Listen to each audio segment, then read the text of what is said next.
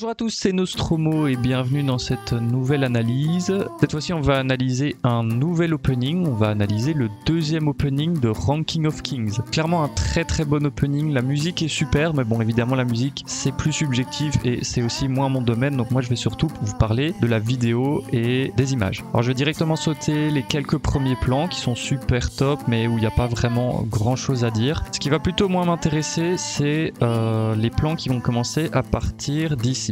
Donc c'est aussi en même temps que la musique commence un peu à se lancer et on a une succession de plans qui sont vraiment super belles. Il y a vraiment quelque chose de très poétique à décortiquer ici. Donc je vais vous expliquer un peu ce que moi je vois. Ce qui est puissant en fait dans cette succession de plans, c'est que non seulement ils sont beaux, bon ils sont bien animés, ils sont bien mis en scène, etc. Mais il y a surtout un fil connecteur entre chaque plan en fait. C'est des plans très courts, mais chaque plan communique avec le suivant et ça crée un lien. Donc ici le premier plan, on a deux éléments qui ressortent de ce plan-ci. Le premier évidemment c'est la nature, parce qu'on a des fleurs, et le deuxième c'est le surnaturel, ou plutôt en fait le surnaturel à travers le temps, parce qu'on voit ces plantes qui poussent à une vitesse phénoménale. Et dans le second plan on retrouve ces deux mêmes idées. On a les idées de la nature avec ce paysage normal, et on a de nouveau cette idée de temps qui passe de façon un peu surnaturelle avec les ombres de la journée qui tournent autour des rochers pour nous indiquer que le temps passe beaucoup plus vite qu'il le devrait. Sauf qu'il y a une différence, il y a un contraste en fait qui se met en place entre les deux plans, malgré que ce soit deux plans qui soient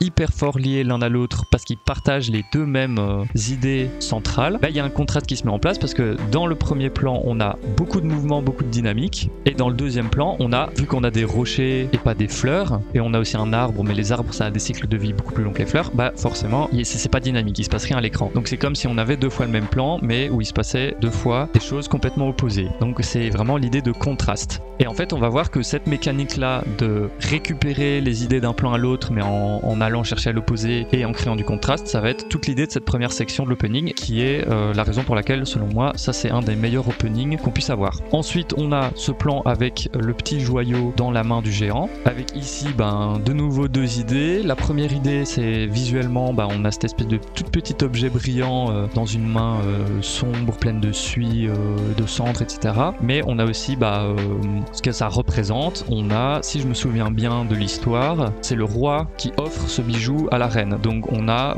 une note très positive, on a de l'amour, un cadeau et des choses comme ça. Dans le deuxième plan, on va récupérer ces thématiques-là, mais de nouveau, contraste, on les tourne dans l'autre sens. Donc on reprend le petit objet lumineux qui était la perle, le diamant, cette fois c'est des étoiles dans le ciel, et on a aussi, on voit toutes les ombres là, tous ces petits personnages dont le clan s'est fait exterminer, si je me souviens bien de l'histoire. Bon, c'était il y a longtemps, donc vous m'excuserez si je me rappelle pas de tout. Et donc on a ces deux mêmes idées, mais on a un plan qui, au lieu d'inspirer l'espoir, l'amour et des choses comme ça, on a un plan qui inspire le désespoir, la tristesse, parce qu'on a cette extermination. Mais on garde les mêmes thématiques fondamentales. Dans le plan suivant, on récupère les thématiques du plan qu'on vient d'avoir, mais d'autres thématiques. C'est-à-dire que dans le plan, on avait aussi ces lances sur lesquelles étaient embrochés les cadavres. C'est des lances qui représentent la chevalerie, mais qui ici l'a représenté d'un aspect super négatif. Et dans le plan d'après, on a un plan plutôt inspirant, héroïque comme ça, avec en fait ce qui est dégagé par ce plan, c'est de l'héroïsme. On a cette espèce de ralenti avec ces guerriers qui ont l'air de combattre ensemble, donc on a quelque chose de beaucoup plus positif en reprenant les thématiques du plan d'avant. Ici on a le personnage principal qui observe le ciel, qui regarde un peu le coucher de soleil avec un grand sourire, donc avec de l'espoir, une note positive. Et dans le plan d'après on a de nouveau ces deux thématiques, à savoir un personnage qui regarde une lueur, sauf que ici au lieu de regarder la lumière du soleil qui baigne tout l'horizon, on a une toute petite lueur dans l'obscurité, donc on a de nouveau retourné la thématique dans l'autre sens. On a aussi de l'espoir, parce qu'une lueur au bout du tunnel c'est l'espoir, donc on a l'espoir dans les deux plans. Dans le premier on a un personnage qui a l'air d'être plein d'espoir pour l'avenir, on a un plan positif et un personnage qui espère que cette positivité continue. Et dans le deuxième on a l'inverse, on a un personnage qui est dans les ténèbres, qui est dans la pénombre, mais qui a espoir en voyant cette petite lumière au bout du tunnel. Ici un peu plus tard on a de nouveau ces contrastes, tout le temps qui sont mis en place de la même façon, mais toujours aussi bien fait parce qu'on a le géant ici qui se bat contre je sais pas quoi et c'est dans un décor de nuit et il y a des espèces d'explosions qui sortent. Donc on a des flashs de lumière qui viennent un peu déchirer la pénombre et dans le plan d'après on a la même chose sauf que comme vous voyez c'est pas dans un décor de nuit. Donc il y a de nouveau cette lumière qui vient percer un peu l'ombre mais cette fois-ci en passant à travers un feuillage très très dense. Donc on a de nouveau cette idée de lumière qui vient briser les ombres sauf que dans le premier plan c'est la nuit et la lumière émerge et dans le deuxième plan c'est plutôt l'inverse parce qu'on est de jour mais c'est plutôt la lumière qui persiste et qui arrive quand même à passer par des petits passages. Et ça c'est vraiment, toute cette idée de contraste c'est vraiment quelque chose de très artistique qu'on peut retrouver dans beaucoup de disciplines et c'est un peu un des mécanismes de base de toute discipline artistique je trouve. Et c'est pour ça que cet opening est si bon, c'est parce qu'ils le font vraiment d'une façon très créative, très bien exécutée, globalement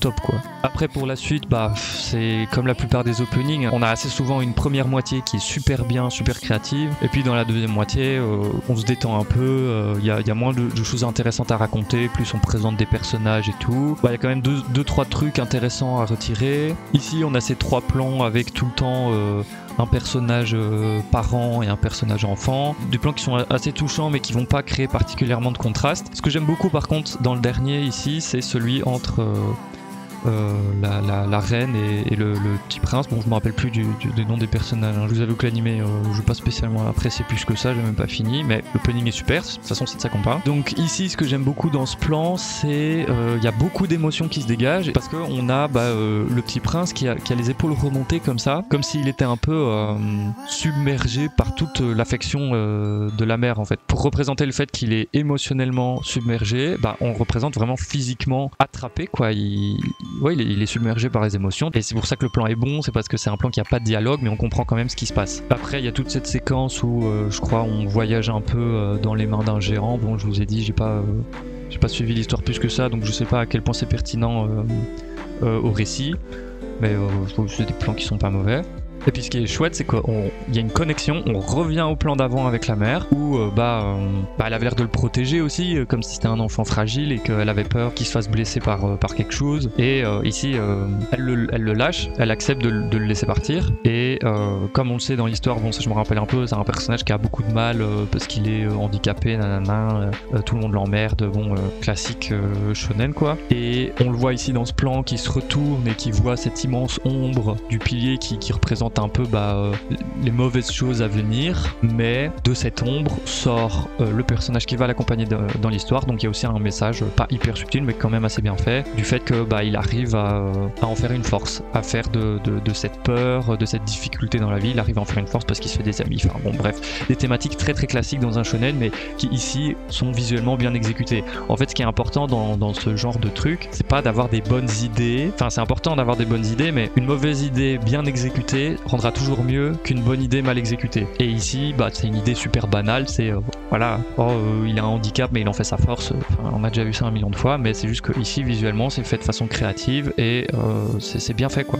Donc ça marche. Et puis un autre truc qui est aussi super chouette à la toute fin, c'est que la musique s'arrête pour le plan final avec le titre, là où en général dans les openings c'est plutôt l'inverse. On va avoir le titre qui apparaît un peu de façon magistrale, c'est un peu le point culminant de l'opening, c'est quand le titre apparaît quoi, avec la musique qui est au max. Là ici on a la musique qui s'arrête, la voix qui prend un ton un peu plus doux et fragile, à l'image de son personnage en fait. Donc de nouveau, moi j'ai pas été spécialement marqué par le personnage, mais ici c'est bien exécuté, donc moi ça me touche. Moi cet opening il me touche, il me fait plaisir. À chaque fois que je le vois, il m'arrache une petite larme, donc c'est parfait. C'est la recette pour un super bon opening. Seul problème évidemment, c'est qu'il y a, comme je l'ai dit, comme dans beaucoup d'openings, il y a ce 50-50 où au début, plein gaz sur l'aspect artistique et tout, c'est top, mais à la deuxième moitié, on est plus dans un truc, voilà, genre dans d'autres openings d'animé, on va avoir des personnages qui se retournent, des trucs lents avec des mains qui tentent dans le vide, enfin un truc un peu plus cliché quoi. Mais grosso modo, ça reste vraiment pour moi un des 3, 4, 5 meilleurs openings que je connaisse en tout cas. Voilà, donc c'était l'analyse de l'opening de Ranking of Kings, le deuxième opening, j'espère que vous avez apprécié. Si c'est le cas, mettez un j'aime, abonnez-vous, mettez la cloche, faites tous ces trucs là. Je ferai sûrement d'autres analyses d'opening, parce qu'il y a plein d'openings que j'aime beaucoup, que j'aimerais bien analyser. Et voilà, je vous dis à la prochaine, c'était Nostromo.